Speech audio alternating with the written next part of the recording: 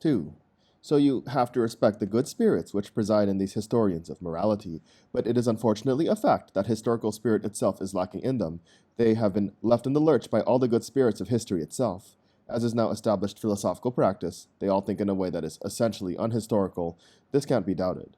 The idiocy of their moral genealogy is revealed at the outset when it is a question of conveying the descent of the concept and judgment of good.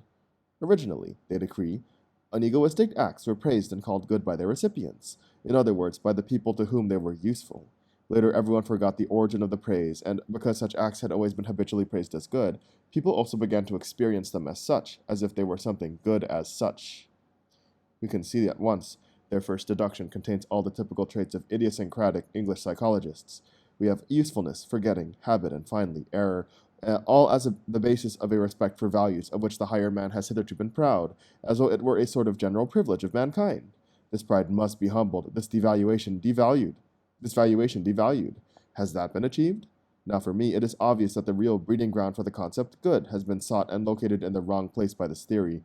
The judgment good does not emanate from those to whom goodness is shown. Instead, it has been the good themselves, meaning the noble, the mighty, the high-placed, and the high-minded, who saw and judged themselves and their actions as good, I mean first-rate, in contrast to everything lowly, low-minded, common, and plebeian. It was from this pathos of distance that they first claimed the right to create values and give these values names. Usefulness was none of their concern.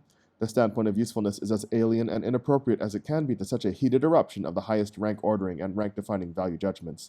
This is the point where feeling reaches the opposite of the low temperatures needed for any calculation of prudence or reckoning of usefulness, and not just for once, for one exceptional moment, but permanently.